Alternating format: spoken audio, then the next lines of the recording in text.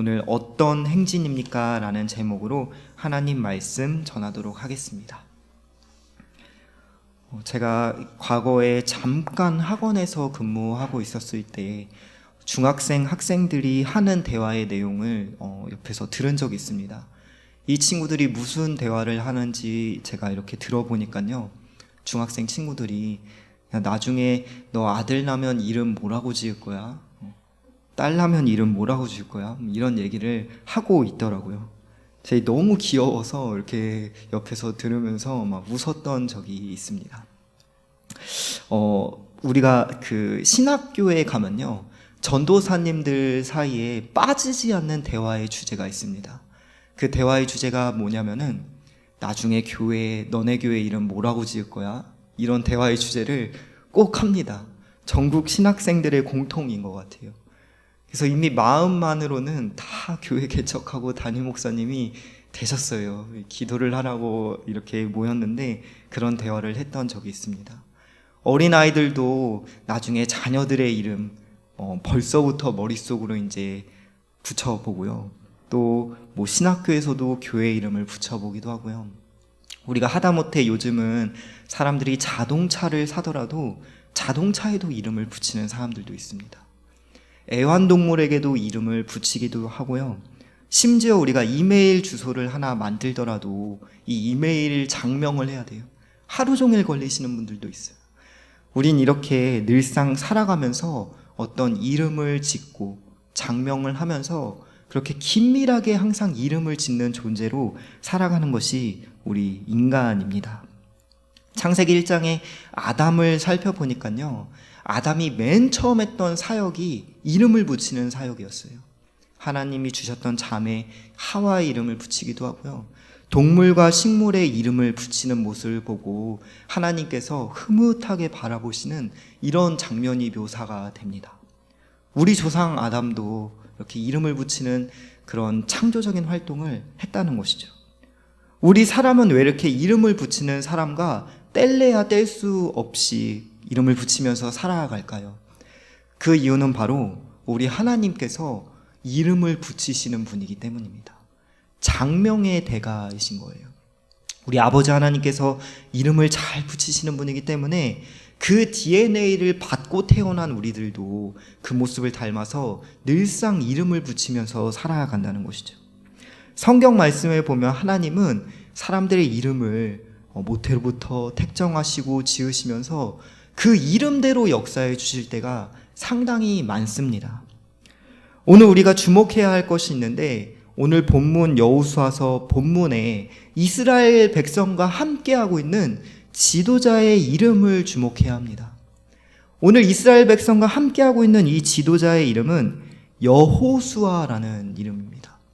하나님께서 모태로부터 지어주신 이 여호수아라는 이름을 가진 지도자의 이름 뜻은요, 여호와께서 구원하신다. 여호와께서 구원하신다라는 이름을 가진 여호수아와 이스라엘 백성들이 함께 모여서 이제 오늘 행진을 하고 있다는 것입니다. 오늘 이스라엘 백성은 하나님의 말씀대로 6일 동안 하루에 한 바퀴씩 여리고성을 돌게 되고요. 마지막 7째 날에 7바퀴를 돌고 이제 소리를 지르면 하나님이 이 땅을, 여리고성을 점령시켜준다고 약속하셨는데, 여기서 중요한 것은 바로 이 여리고성 전투가 하나님께서 구원하시고 하나님께서 싸워주셔야 이길 수 있는 믿음의 싸움이라는 것을 우리는 기억해야 한다는 것입니다.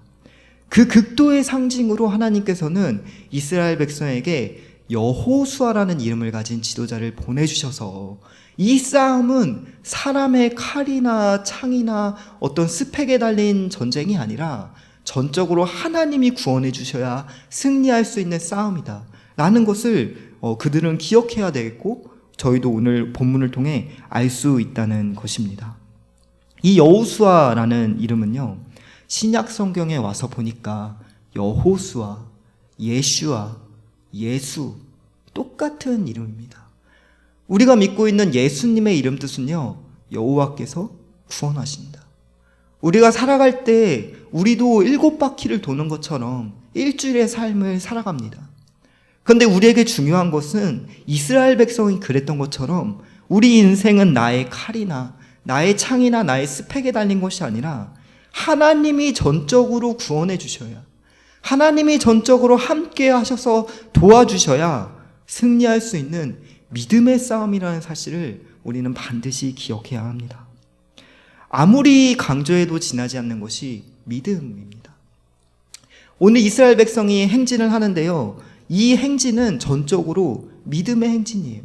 말도 안 돼 보이는 이 요구, 돌아라, 칼을 준비하라는 명령이 아니고 그저 돌아라라는 하나님의 요구 앞에 이스라엘 백성은 믿음의 싸움을 해야 하고 믿음의 행진을 해야 했던 것입니다. 오늘날 우리들도 마찬가지입니다. 우리의 영혼을 온전히 구원해 줄 수 있는 것은 아무리 강조해도 지나지 않은 믿음이다. 그러므로 우리도 인생에 있어서 믿음의 선한 싸움으로 나아갈 때 우리 인생에 있는 여리고성을 능히 점령하고 저 영원한 천성 가나안 땅, 천국 백성으로 거듭날 수 있다는 사실을 믿으시기를 주님의 이름으로 축복합니다. 우리는 너무나 연약한 존재입니다. 내가 어제 믿음 충만했다고 하더라도 오늘 믿음이 떨어지는 게 우리 존재예요. 우리 삶 가운데 어떤 고난이 오고 어려움이 오고 이 조그마한 질병이라도 찾아올지라도, 저도 이 코로나 7일 동안 자가격리를 했었지만 기도가 안 나와요. 몸이 아프면. 금세 어제 내가 믿음 충만해도 어떠한 환경적인 요인 때문에 믿음이 금세 없어지는 존재가 바로 우리입니다. 그러므로 하나님은 내가 너희를 구원하는 것이다, 이 사실을 잊어서는 안 된다. 이 믿음의 행진을 이스라엘 백성들에게 명령하셨다는 것입니다. 이스라엘 백성이 걸어가는 이 행진은요, 오늘 무슨 소풍 가는 것도 아니고요, 무슨 기쁘게 걷는 것도 아니고 이 절체절명의 순간에 있어요. 그들에게 필요한 것은 전적으로 믿음의 선한 싸움입니다. 하나님이 구원해 주셔야만 승리할 수 있는 싸움이었다는 것을 우리는 기억해야 합니다. 사도 바울은 디모데전서 6장 12절에 우리 성도들에게 믿음의 선한 싸움을 하라라고 권면합니다. 심지어 피 흘리기까지 싸우래요. 피 흘리기까지. 왜? 우리는 연약하기 때문에, 믿음이 흔들리기 쉬운 존재이기 때문에. 그러므로 우리가 날마다 의식적으로 믿음 가운데 거하여서 저 천성, 영원한 천국 가나안 땅으로 다 입성하는 저와 여러분 되시길 주님의 이름으로 축복합니다. 우리가 오늘 두 번째를 살펴보려고 하는데요, 오늘 이스라엘이 걸었던 행진 두 번째를 살펴보려고 합니다.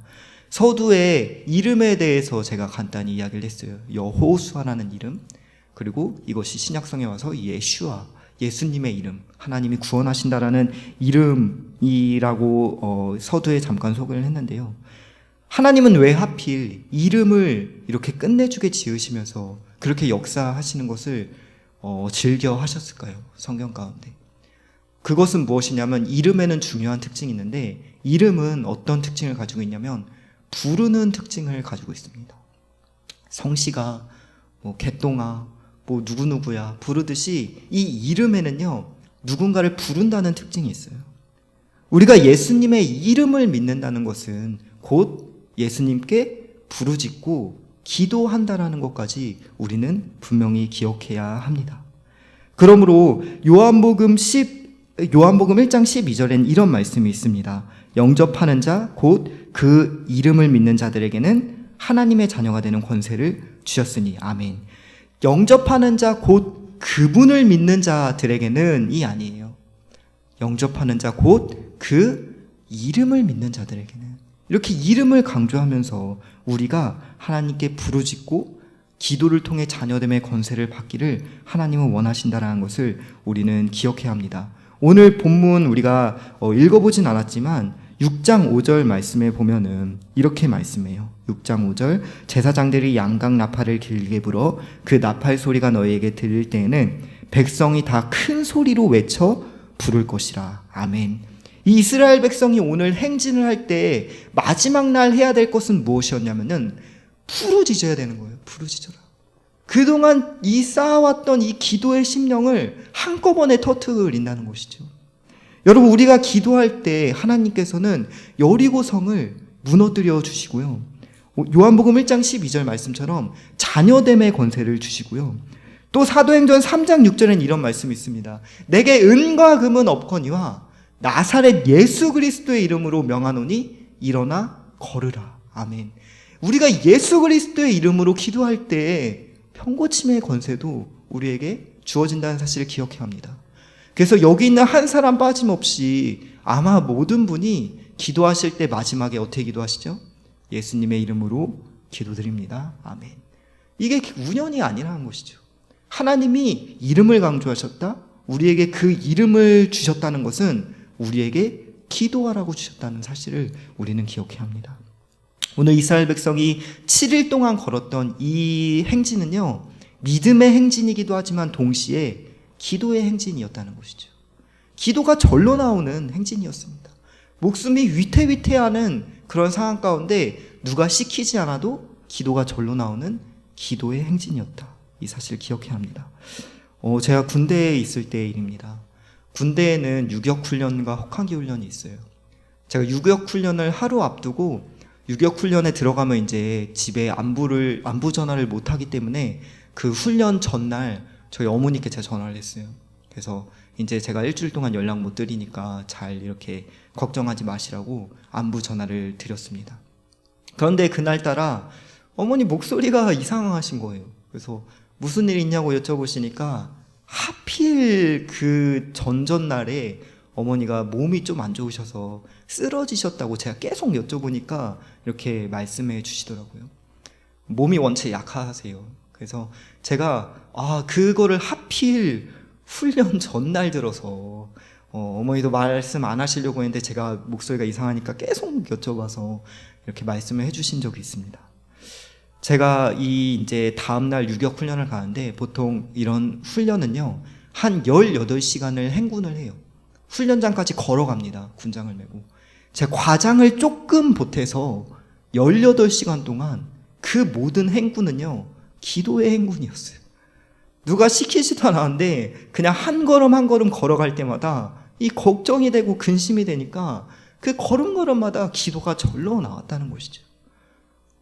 여러분, 오늘 이스라엘 백성도 일주일 동안 걸어가는데요, 그들이 소풍 온 것도 아니고 그들의 마음 가운데 극심한 걱정과 불안함이 분명히 있었을 것입니다.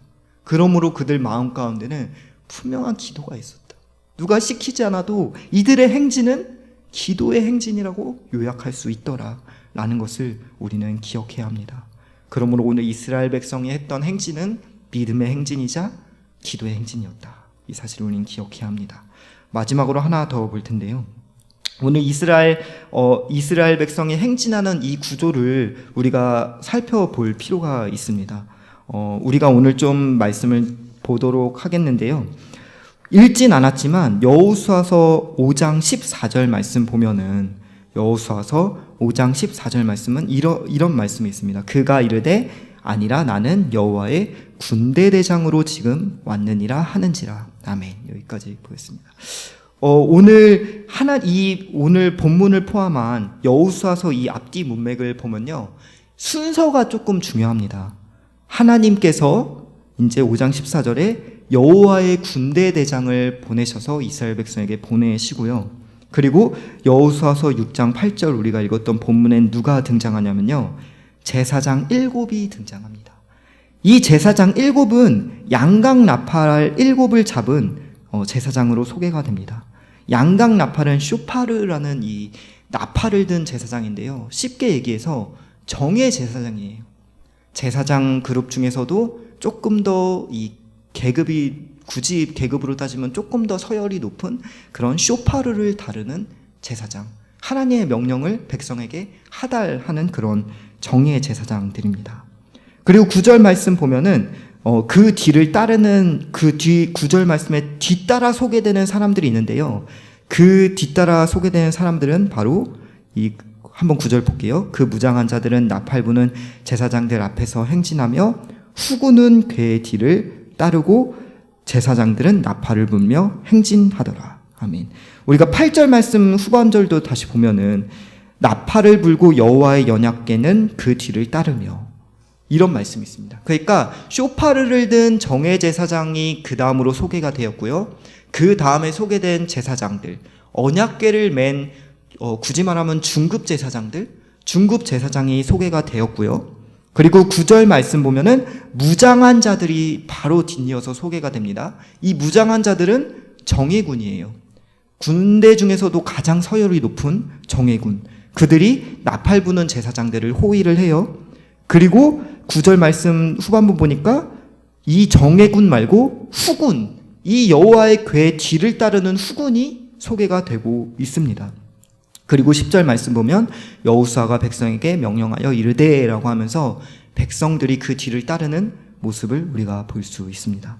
이걸 무엇을 소개하려고 하는 거냐면요, 오늘 이스라엘 백성의 행진은요, 전적으로 하나님, 여호와의 군대대장, 그리고 이 쇼파를 든 제사장, 그 다음에 중급 제사장, 정예군, 후군, 백성, 서열순으로 나열되어 있다는 것을 우리가 기억할 때 바로 이스라엘 백성은 가장순으로 걷고 있더라.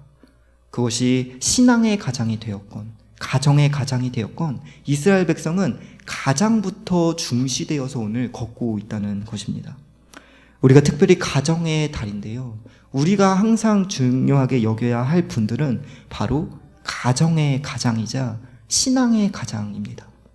이 가장들은요, 박수받기 합당한 분들입니다. 그런데 동시에 우리가 기억해야 될 것이 무엇이냐면 책임감이 있는 존재라는 것을 우리는 기억해야 합니다.